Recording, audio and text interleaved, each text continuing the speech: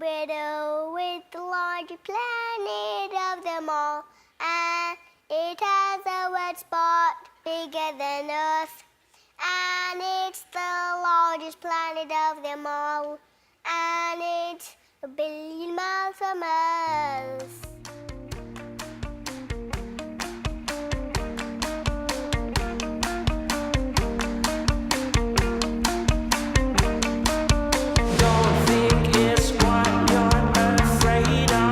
Hello, everybody. I want to welcome you out to the This Week in Mormons. It's Big Al and Jeff Jabroni here in the mornings. Every week we come to you. Hold on, my name is Jeff Jabroni now? Yeah, Okay. that seems normal, right? Yeah, sure, whatever, it's fine. Well, and then, we do This Week in Mormons, I was saying, and it's a religious podcast full of witticisms, bordering on humor. We like to tell jokes and stories of the week. Those are the things that we do.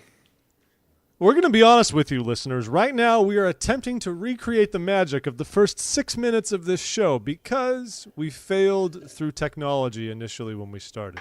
I feel like we're setting ourselves up. This is like when you get up to give a talk and you're like, well, the bishop just called me yesterday, so I haven't prepared anything. And everybody's like, oh, great, here we go. No, I really want to drive the expectations as low as possible. At least for the for the first few minutes, fine. After that, all bets are off. Who knows what's going to happen? It could get crazy in here, people. That was the first time in 196 episodes, I believe, that I've ever started the show, Jeff. Did you know that? I did know that. I thought it was 193. No, we are on episode 196. Fun fact. We are. Jeff, I keep tally marks. I have filled up 3 belts. It's actually pretty exciting. So 4 more episodes after this, we hit the big 200, man. Bicentennial. Woo! Then we're out. We're done. Al keeps saying it's over, and I can't. What is our goal with it? What's our exit strategy? How do I get out of this? There is no exit strategy. This is a life commitment. We're here forever. This is like being called to the 12. People, if you want this show to continue, you need to donate now. Jeff needs money. Well, there might be some truth to that at some point, though. As the show expands and what we do expands, we might need to actually. So there's the question. Would you pay for TWIM? Should we put that up?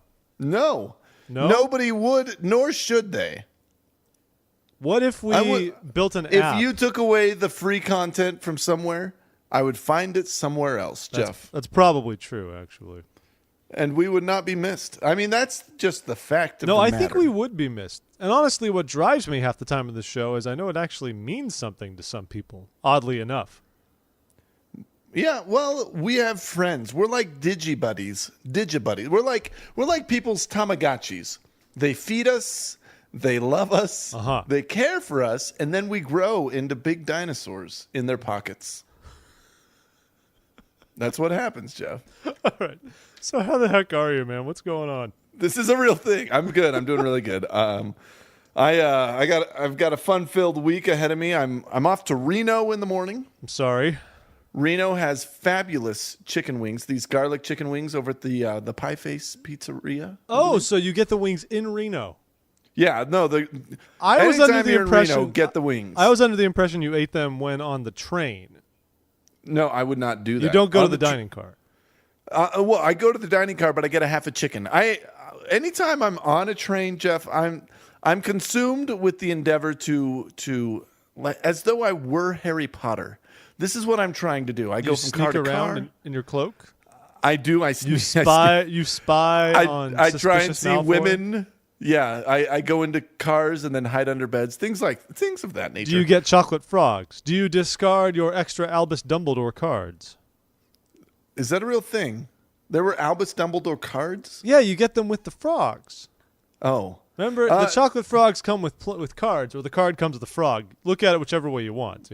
No, when I say I pretend to be Harry Potter, I just mean in the fact that I'm on a train and I feel like Harry Potter. Not that I actually know or care anything about the Harry Potter franchise, just that I like being on a train because it makes me feel like a little kid. And you can get a half a chicken meal for $15, Jeff. Oh, is that all? So economical. It's a bargain. Well, the value to be found on Amtrak. I would expect so much more for a half a chicken. I used to dig going to the dining cars on trains on my mission. That was kind of fun, actually. Dude, I love my little train experience. Well, because we don't go on them very often, and so when I get the chance to Not ride in the one U.S., out, no. Yeah. well, because Torino, so I'm going with a friend of mine, and Torino, clearly it's cheaper to drive. Even if it were just one person, it would be cheaper to drive. Right.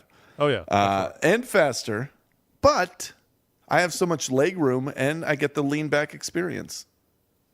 And driving through northern Nevada is actually worse than driving through southern Nevada. If that's even possible. So, yeah, that's definitely maybe better to maybe. Oasis. Oh, also, so this last weekend, I went down to St. George, and that was exciting. I went down, did a little mountain biking. And here's something curious that happened to me. I'll tell you my little tale here.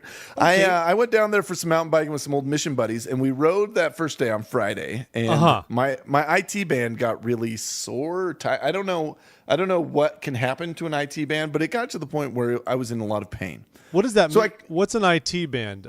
It's the one right on your knee. I don't know. Like I was rolling on this roller thing for much of the weekend trying to heal myself. I was in bad shape. So I sit out the next couple of rides, and then the next day I'm hanging around, and all my buddies are out mountain biking, and I wander into a shop renting motorcycles and four-wheelers and things of that nature. Well, the cheapest thing there was a motorcycle, a 450, like Kawasaki or something. 450 cc's? Yeah. That's zippy. All right. Yeah, it was, well, sure. So I rode a motorcycle once when I was 15 years old. It fell on top of me and ripped my jeans off and like bloodied up my crotchable region. It was an awful, awful experience. I have never ridden a motorcycle since that day. Okay. So 15 years later, I'm circling back. I'm standing in this shop and I say, yeah, I'll take the motorcycle. Let me take a motorcycle out for the ride. They don't look for a designation on a driver's license. They don't ask me if I have any idea how to ride one, which I don't. They don't, like, there's no background check at all. They're just like, all right, cool, dude. You're going to need a helmet. So they give me a helmet. And so I'm in there in my jeans and Vans, and I've got a Gatorade. And I'm like, is there any place to put this Gatorade? They're like, nope. And so I drink a little bit of it and just stash it under the counter. And then that was it. I put a helmet on, and they hand draw a map to get me out to the desert. And so, like, I'm carrying a piece of paper with a hand-drawn map of how to get there and what the trails look like there. And the guy offhandedly remarks as I'm leaving, be careful, you can drive all the way to Arizona through that desert. And I'm saying, okay. And so I go and start the bike, and then it stalls, and I don't know how to get it in neutral. The guy comes over and helps me get it in neutral. I start the bike, and then they have me driving out through town. So I'm driving through town. I have to cross the highway. I can't manage a stop sign at this point. I cannot stop the bike and start again. I have no idea what I'm doing. And I'm just kind of cruising along. And so then as I'm riding, I'm going just sort of as fast as I can out on this single track trail in the St. George Desert, the Hurricane Desert. And I'm realizing as I'm going, I've been going for about an hour and a half, 2 hours. I'm out about 35 miles, right? And I'm looking around me and I'm saying, I should have brought water into this desert. I should have brought maybe some sort of a GPS device or something that could have told me where to go. And I should have brought a map.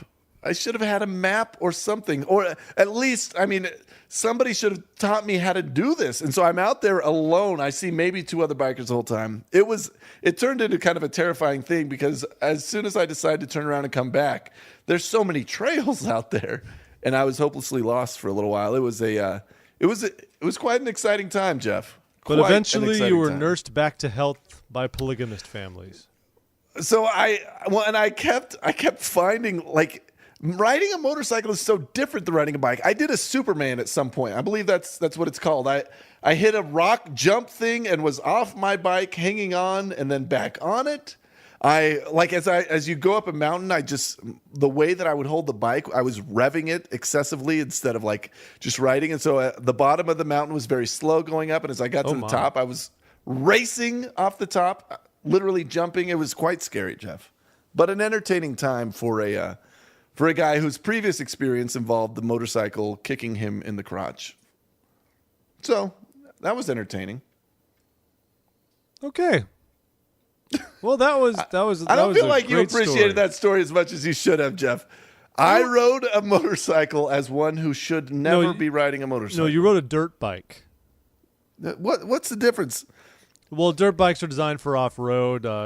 They might ride a little bit higher. Shocks. No lights, no speedometer. Motorcycles are designed for pavement primarily. Yeah, all right, whatever. I rode a dirt bike.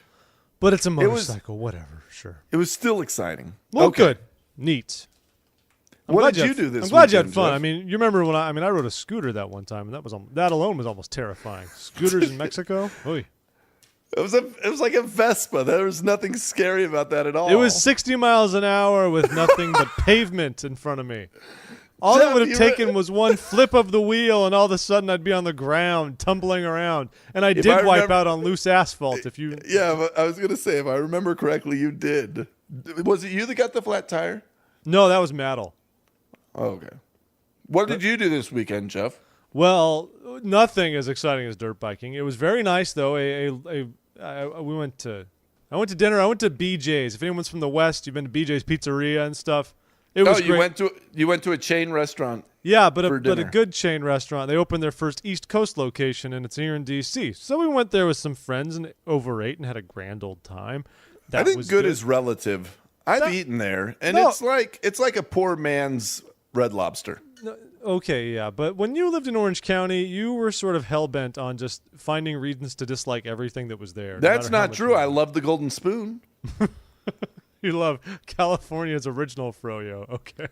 Yeah, no, that was delicious. Okay. No, here's what I hated about Orange County is you guys were pretentious enough to just like things because they were from there, not because they were good, not because they were better than everything else available, but because they were from there. Now let's think about this logic.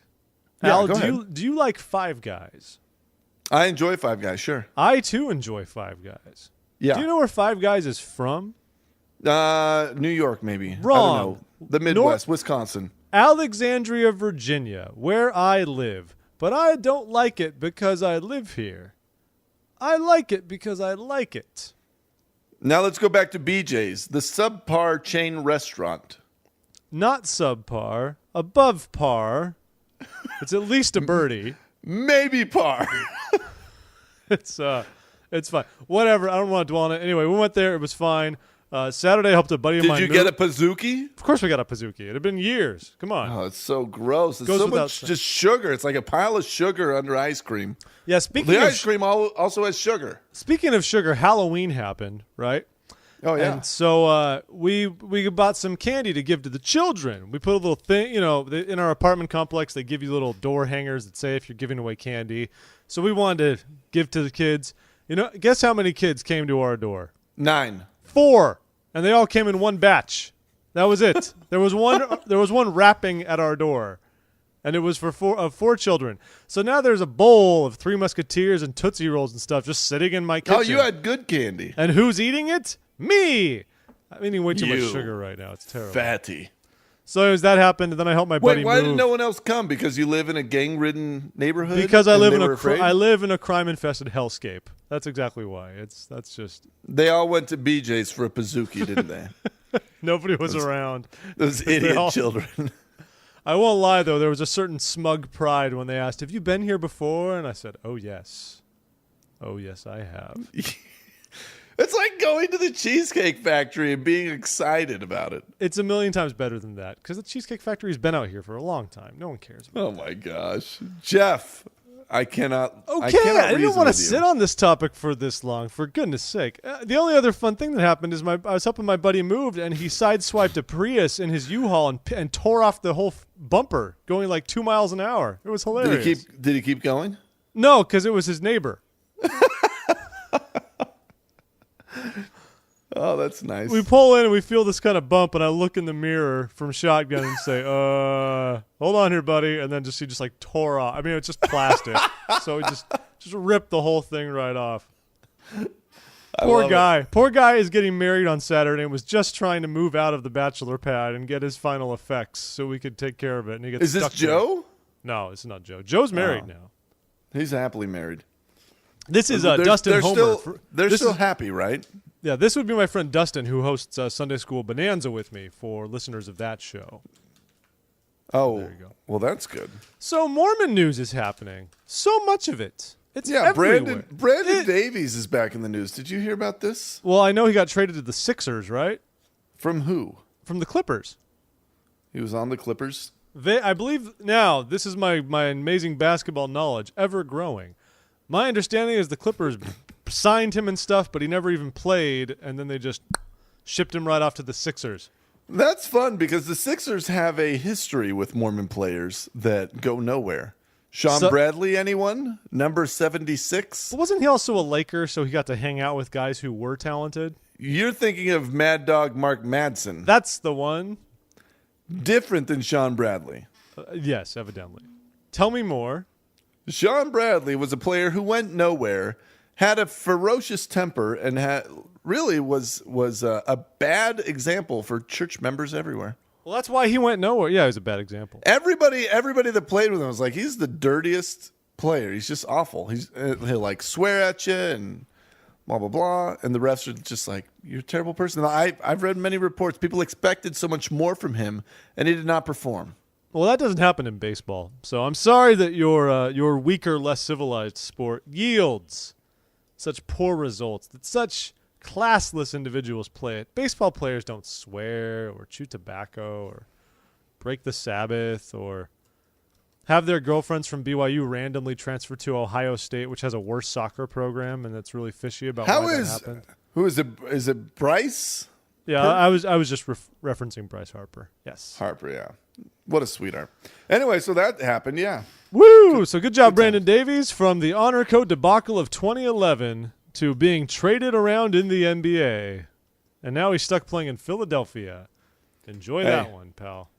Allen Iverson died there. That's the land where people go to do nothing. Is Iverson the guy who wears the plastic mask?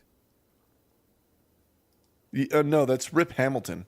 And he doesn't have to wear that anymore. Why not? His face was healed? His face was healed. Why is that funny? That's a real thing. I'm in a mood. It's just going to happen. I'm sorry. All right. I know it's to protect them, but I feel like what's the difference between the ball hitting you in the face and the ball hitting the plastic that then hits your face? You know? No, it's like his nose was jacked up, and so it protected his nose. Sure it did. I'm sure it did wonders.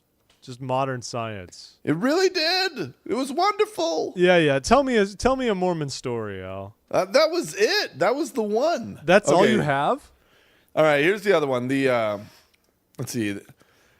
Fun one this week. There was a father and son are going to jail. Because they died. No, you don't go to jail when you die, Jeff. Fun fact, when you die, you go to heaven where there are virgins. Do we believe that? Is that us? I don't know. I had a great chat. All right, that's neither here nor there.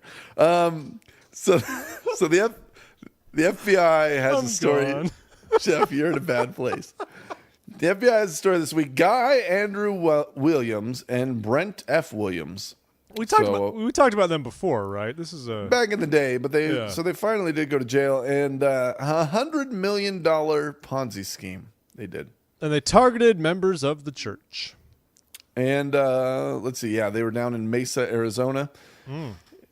So again, people, like, if we may, let's not participate in send $1 to your 10 friends, and then they'll all send you $1.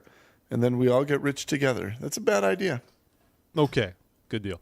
Updates, of course. Also, MLMs and Ponzi schemes. I got a call from an old friend, a college friend this week, inviting me to be in an MLM. And like somebody that hasn't talked to you in 3 years and is like, hey, I've got this great opportunity. I just want you to go to this website. And I get very angry at them. I'm like, I am your friend. We are friends together. Do not call me with this trash stuff where you're trying to make it. But prudent investing, Provident living is what the brethren say. This is neither of those. Stop it. Don't ever call me again. And then we're not friends anymore. Let this be a lesson to you people. Sounds like you had a dramatic week. Always, Jeff. It's always dramatic. Speaking of drama, Go on. I think it was very difficult to miss at the tail end of last week the Joni Hilton post that made it into Meridian Magazine. I'm sure you. Oh, what a sweetheart. You saw that. I had my thoughts on the matter, which I published over at thisweekinmormons.com. I don't know. I mean, I think we've said. I think in Holy Writ most of what could be said about it. But for anyone who missed it, Joni Hilton wrote an interesting piece talking about so-called liberal Mormons. Yeah. It's a problem. Oh, let's see here. Oh, someone put commentary in it now. Point is, the post was eventually pulled by Meridian Magazine. They admitted that their editors let it slip through, and they basically disavowed it. So the only version of it I have now is actually a cached version over at Mormon Stories, but it's the same thing. Anyway, for anyone who missed it, she starts off defining kind of classic liberalism, meaning more in that classical sense, progressivism, freedom, thinkers, change, progress, old school stuff. And then she shifts it over to hippies and pretentious free thinkers. She says liberal people have been to Europe and let you know it. They let you know that they've been to Europe. I have been there. Stuff like that. And then somehow she swings that into liberal Mormon. Now, I know that what she meant from this was simply members of the church who maybe pick and choose, what they want to obey or how much they want to obey it, or, how dedicated they are in terms of actual works, I guess you could say, not just faith. And I understand that's the point she's trying to make, and that's a dangerous area to be in, and that's fine. I mean, that's fair. But the fact that the way she roped it in with everything else almost made it seem like if you fancy yourself a liberal, then you are clearly on this slippery slope where you will do all wrong and not be committed to hardly anything in the gospel. You won't. You don't read your scriptures. You don't do your visiting teaching. You're a liberal Mormon. Boo, boo, boo. No, and liberal, by liberal, are we talking strictly political leanings, or are we talking sort of the free thinking or the questioning nature of people? Well, and that's the thing as well. Now, I don't believe that, honestly, that she was trying to say liberal as in if you're a Democrat and a Mormon. But I do believe that she's sort of stressing that those who might think things through or might not just, toe this perfect line. The rank and file.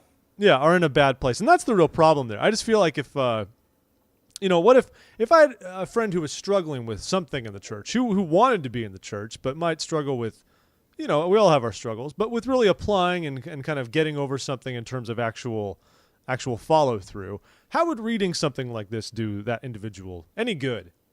It would not. It would not. It would make them feel like there's a line drawn in the sand of the perfect and the imperfect, and that's it. So, there was one comment. Somebody on that article said, "Good that the article was pulled, but I think her bishop should be notified, and at the very least, she should be released from her calling as Relief Society president, so her toxic hatred can be contained and perhaps also disfellowshipped for a period of time, so she can see how it is to be excluded in the way she has excluded others who are different from her." Yeah. See, I think that's just draconian eye for an eye. That's no good. Well, right. Well, so. The problem that we have here is we have these two extremes represented in the church. We have either people identify themselves as a liberal Mormon, and this is their response of we demand that the bishop take action in removing her opportunity to volunteer for free and help teach others. Yeah, which is stupid because we learn very clearly that, people make mistakes, members of the church. Even if they're well-intentioned, they make mistakes. And when they make mistakes, the way that you handle them is not by, yanking them out of there and not letting them try again, right? Yeah, because that's no different than the same things she would be criticized for in the first place. It's just the other end of that, but basically the same action. Yeah, we can't do that. It is poppycock. Exactly. I hate to use that term, but I have to. I love that term. Hogwash, I say. Poppycock. So that went down, but I wrote a little rebuttal piece. Check it out at the website. It was very reactionary. I read the article, and then I just spent my lunch hour writing what I wrote, and then that was that. So you are a good writer at writing what you wrote, Jeff. Thank you. Thank you for the many ways that you used the verb to write. And to love. So that happened. So Soul Pancake came and visited a okay. singles ward over in L.A. this week. And they have Soul Pancake does this thing on religions where they sort of investigate, or not investigate, but like try to understand other religions and present it in a meaningful way. Right. So they send a dude out, and he chatted. I thought our representatives did very well. They were two singles from the ward that are dating, apparently, and not married. This guy, like, it was actually very entertaining. I liked the dude. Yes, seriously. It was good. Went and watched some others along the same lines and was entertained. So, I mean, it's cool. Soul Pancake, for those of you who don't know, is Rainn Wilson, who plays Dwight on The Office, or played Dwight on The Office. It's his little brainchild with his son. And it's just a lot of like interesting sort of YouTube content. Is that Dwight's son?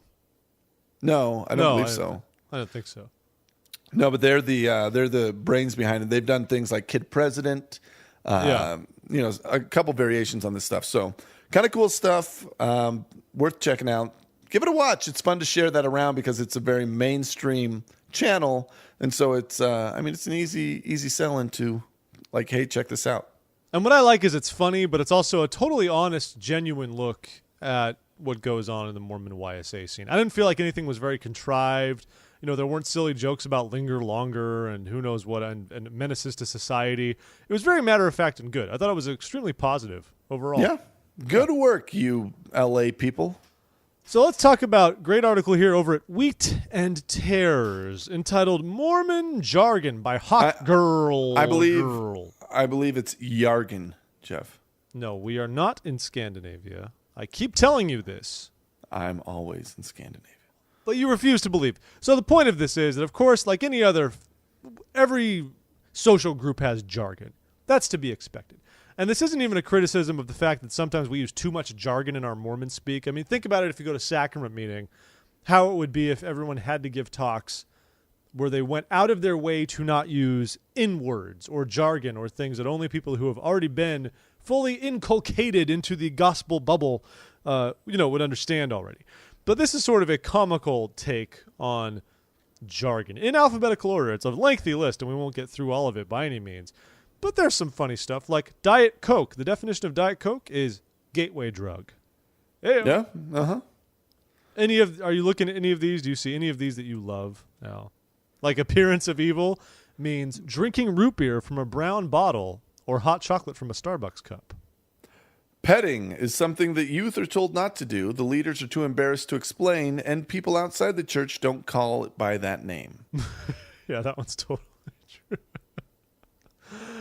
Contention, having an opinion. Ponder, think about it until you conform to the party line. Yeah, I love feminist. Unattractive, angry woman who hates motherhood and men is an enemy of the church. Let's see. No, there's a couple of good ones. Soul kiss. I love soul kiss, a romantic kiss, not to be confused with the Soul Train or the Dementor's kiss. Primary voice, a melodic yet quiet way of speaking that doesn't cause hearing aid interference and is high-pitched enough to be inaudible to men over the age of 65. Tithing settlement, 20 minutes of your life that you will never get back. It could be worse. The bishop has to sit through all of them. It's true. No, these are funny. Ooh. These are good. Oh, there's a couple zingers in here, though. Uh-oh. Relief Society, the world's oldest organization of women, under the supervision and budgetary oversight of men. Or religious freedom, the right to discriminate against others on the basis of your beliefs, which is an interesting way of looking at that one, you could argue. Temple divorce. If you are a woman, something you have to convince your indifferent or possibly hostile ex to give you so you can remarry in the temple. If you are a man, something totally unnecessary because you can be sealed to an unlimited number of wives. Yeah, like that one. Uchtdorf has his own silver-haired male apostle that has every female member Twitter-pated, and most of the men, too. Anyway, good times. Good times. Check out the whole list. It's amusing, above all else. So I was entertained. get a laugh, folks. I was entertained. Another thing, let's do some quick updates on some things we've talked about last week especially. First of all, we told you last week about an office building in Boise, Idaho, that had received many complaints, or the building company had, because it looked too much like a temple, because one corner of it, Oh, I remember. This was it ascends this to was crazy. the beautiful Idaho sky like unto a spire and Moroni before it. It really doesn't look that much like one. I kind of get that if you chose to decide that it reminded you of a temple spire, then okay. But those behind it are caving to the demands of an angry populace. And so the operating officers, the operators of the building are going to alter it somehow so it no longer upsets people because of perceived religious connotations. So, yeah, good. Finally, they took the spire down. Well done. Let's see. We have one other here. The Mormon approach the apocalypse, which I think is a stupid article. And How dare you? all it is just a... My father wrote that article. Did he? No. Oh. But it's My father doesn't really write. I'm he's- convinced he actually doesn't know how to write, actually. Can he read? I think so. Well, baby steps, Jeff. I'm pretty sure. So, anyways, just some dude that wrote a book reconciling the Book of Mormon with the Book of Revelations. But it was interesting to me because today I had a discussion. I was talking with a buddy of mine, and he said, "Oh, my friend, he's a second coming literalist." Okay. What does that mean? Meaning he's buying land, preparing to give it over to the church when they need it, and he's got like extra food storage for any, because the end is near, like sort of. And I think we all know people like this, but they sort of live their life around this second coming doctrine, right? Now, my comment was, I was like, aren't we all second coming literalists? I mean, we all believe that this is happening. We said, oh, no. We all believe it, but we pretend like it's not going to happen, so it's not as important to us. It was just sort of interesting to me to have this conversation. I'm like, I believe that there will be a second coming, right? Like that the Lord is going to come and all of this will come to an end of some sorts and will reconcile, right? Well, yeah. Why do I not have more than just one can of ragu spaghetti sauce in my entire house? Why am I living off of chocolate bars and expired milk? Because you don't take it seriously enough. Well, I feel like that's sort of true, yes, but I'm just in this blissful state of denial where I pretend like nothing bad will happen. Incidentally, if any of you work for emergency preparedness companies, we'd be happy to let you sponsor the show. We'll take your money in exchange Just for thought we'd throw that out there, loyalties. and we will push it and tell people that it's the best thing they can buy. It is the best rice and bags of unexpiring gravy that they could ever buy. That's enough to get you through an apocalypse. Rice and Perfect. gravy. Okay, so yeah, I guess we don't take it seriously. It's kind of true in a sense. But like a second coming literalist, that was such a funny term to me because I was like, well, Right. But aren't we all? And he was, no, because the rest of us don't take it seriously. It's true. No, not really. Anywho. You remember Seth Adams Smith? You kind of know him, don't you? Well, no, he served his follow mission in Russia. He does a lot of the like the cool videos and stuff you'll see on YouTube. Yeah, he does some cool stuff. You might remember from a few months ago, I believe he published a post that said something like, what, I didn't love my wife, I don't love my wife when we got married, or something like that. You remember that one? Yeah, no, I beat my wife and now we're not married, I believe was the title of it. Is that what it was? He knows how to get clicks, Jeff. That he does, because his latest article is called Marriage Isn't For You. And before you cry foul and say, how dare you, sir? How dare you tell me it's not for me? Are you telling me to give up? Are you telling me the quest is over? Just stop reading there and assume that's what he means. Also, the classic, I hate you, why are you on my lawn? His other article that got a lot of clicks. It's, that's one of those originals that's not as well received. It's just that one. But here's the thing. What he really means is that marriage isn't for you. Marriage, you marry someone else. You marry to make someone else happy. Me. You're marrying for a family, for future children. Marriage is about the person you married. See, it's not about you. Now, I understand That's supported by doctrine, actually. the point he's trying to make is a good one, because if you go into a marriage and you're focused on the well-being of somebody else, that's the whole point of it all. However, I cry bull for a lot of this. What do you mean marriage isn't for you? You think people don't make decisions because of self-interest as well? You get married because you want to experience the joy from being with somebody else. and the happiness. Sexually, yeah, absolutely, Jeff. You want to also have sexual healing. You want many of these things, and you get married because you want to be with Lionel somebody. Richie songs to make sense. They do to me. I guess they don't make sense to you. I'm not married yet.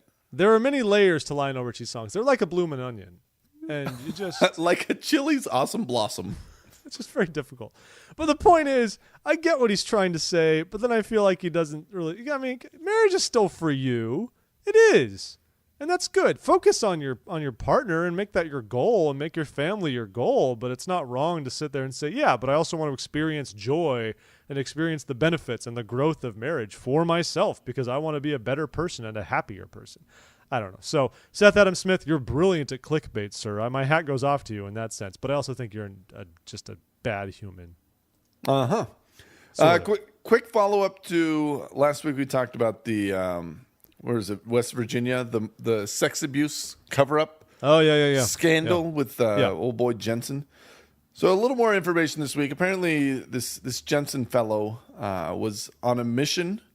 Like after when all this came out, he was serving as a missionary, and the church said that it did not cover any of this up. In fact, they were instrumental in getting it reported, and they reported at the time, and so they are not liable. But obviously, they said their hearts go out to the victims. And all that stuff. And Jensen was released from his mission and excommunicated and is no longer a member of the church.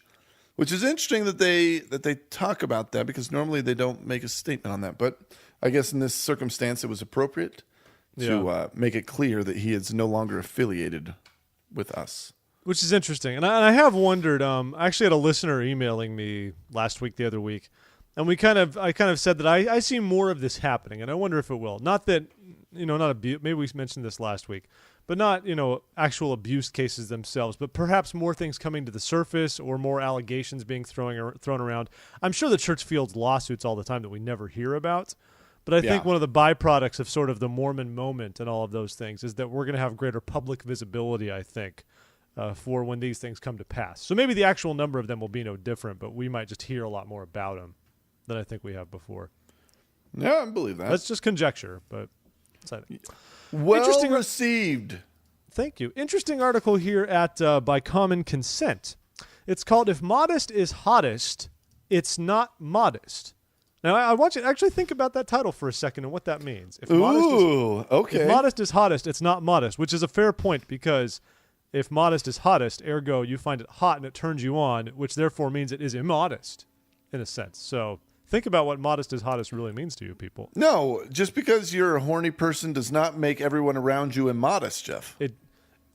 What if someone's dressed modestly, but you still get the willies? Still, no. Because of your reaction to how someone else is dressed does not mean their dress is any more inappropriate. But what if it's completely appropriate and yet you still find it perfectly arousing? That's what happens. That's what Mormon boys are trained to do. Is it not therefore incumbent upon that woman to not just be more modest, but also just disappear entirely for the well-being of mankind? She must wear the invisibility cloak on the train because there are randy men. It is on them. Hogwarts is a crazy place. On a tangent, I can't believe I watched movies. I read through the whole Harry Potter series, and only like years later did I put together that Hogwarts is just warthog backward or switched. Warthog, Hogwarts. Took me a long time to figure that out. I'm a very smart person. So wait. Did I just make your head explode? No, only at your complete ignorance. What do you mean you didn't know how she came up with the word Hogwarts? I am not an intelligent fellow. I might have lived in the same city as J.K. Rowling, but it does not mean I really understood what she was going for. When they traveled to York New, you didn't put together that was New York? Orleans New? That would have been perhaps clearer. I think it was actually Was Pig Latin the most confusing thing to you ever as a child? Philadelphia pay, and you're like, whoa, that's Philadelphia, but with the I think I actually saw one of the films, and they might have shown it like a statue or a gargoyle on the campus of a warthog, and then like right then it clicked in my head. Like, you magnificent This monster. is like after graduating from college, I came to this realization. You're an awful person, Jeff. Very proud of myself. Back to the modesty thing. There's it talks about a couple of things, but I like this interesting study that's called Enclothed Cognition, and it's not about how modesty might affect the people around us, but how it affects the wearer's own mental state. And what this means is they ran a test where they had people wear lab coats and people wear regular clothes doing the same complicated task.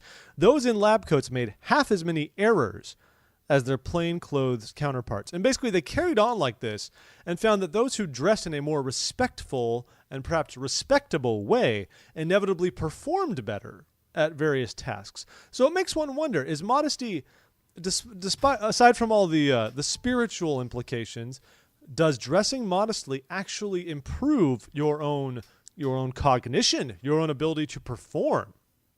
Now, Not in all tasks, I believe. Like maybe women of the night on the streets. It's a negative. Baywatch actresses. Yeah, no, they. I mean, the or more actors. modest they are, the worse they are in those circumstances. Absolutely. They are poorer at their job in that Baskin Robbins women, obviously. and anybody I that just works learned on hot dog on a stick. I'm pretty sure I just learned about two fetishes Al has, everybody. Put on that Baskin Robbins hat.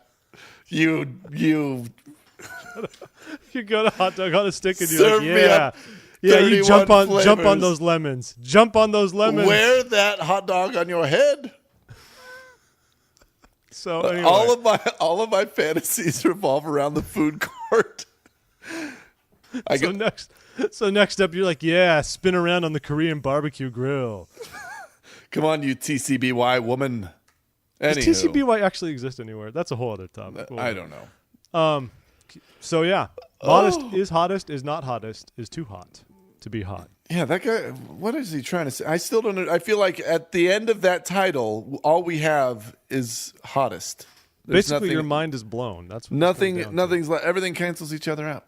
All right, let's see. What else do we have? We have A couple other items. a Mormon family that attends a Catholic church and says that it was nice. I love this actually. It's this dad took his young daughters and they had all of these questions about what was going on. They even asked like, "Are we supposed to take the communion?" And he said, "No, because we're Mormons. We don't do that." And they're like, "Why not?" It's great. It's a good read actually. Yeah, well, and a good idea. I feel like if you live in a community, you should take a week out to go visit some of the other churches and just say hi.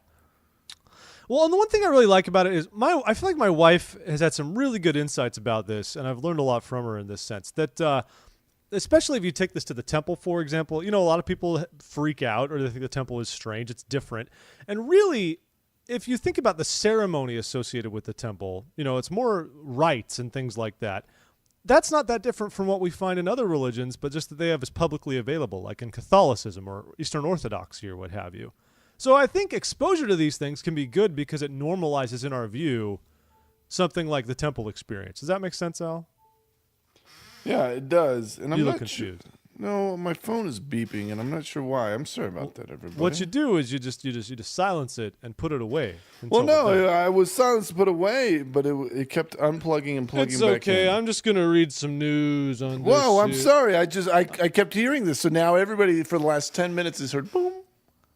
No, it's been fine. Anyway, but I think there's definitely value in that. And also, of course, the other value is it's good to associate ourselves with those of other religions and get perspective and build bridges and everything. But I also think there's a lot of value in appreciating some of perhaps the deeper knowledge, the more ritualistic aspect of discipleship, because our meetings are largely devoid of those. So I think it's nice to get that insight because of other things that we do, like in the temple and stuff.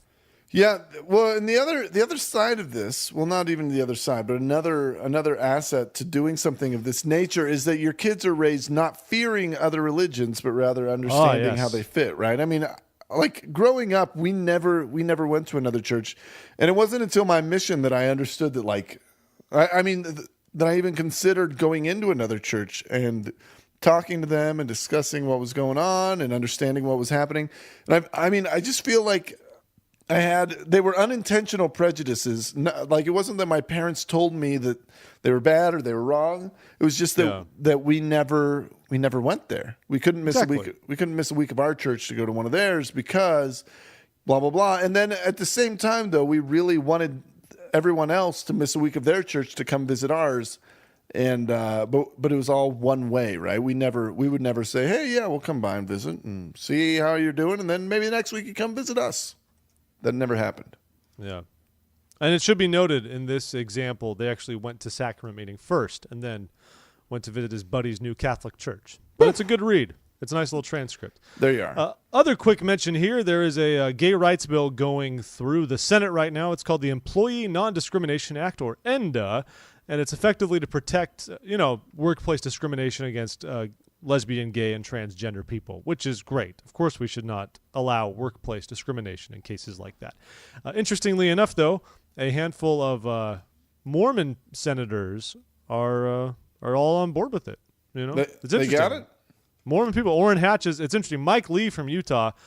Sorry, I don't want to just pick sides, but Utah, you should be embarrassed that you elected Mike Lee. That's all I have to say about that. Why? What happened? What did he do? He's just a schmo. Is he a mean guy? He's an idiot.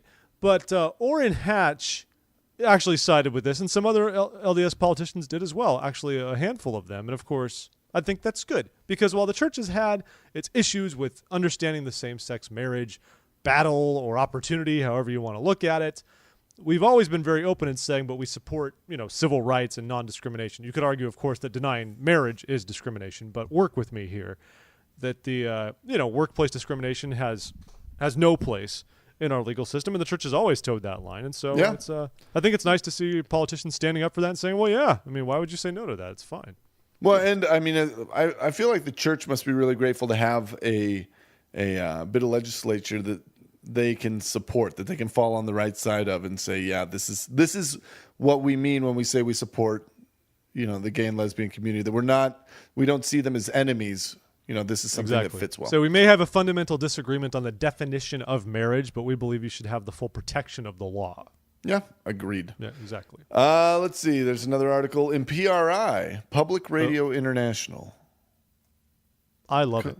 Called Latino Mormons, the LDS Church's fastest growing group. So, yeah. It's just talks about Mormons in Mexico.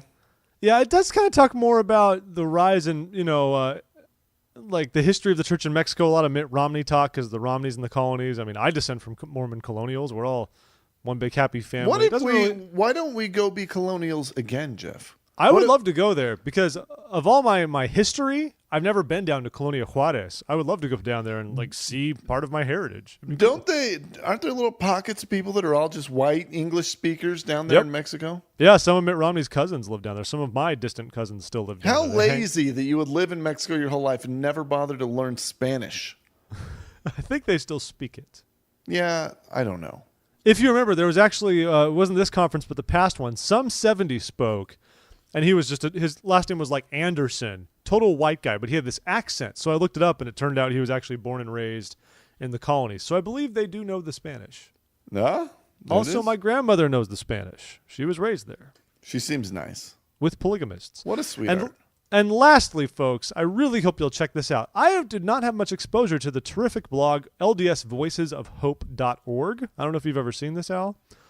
No. But Voices of Hope is pretty great. It's really deals especially with supporting members of the church who have struggled with same-sex attraction, and whatever that might mean to them, whether that they think it's something they need to overcome or something they need to reconcile, whatever it could be.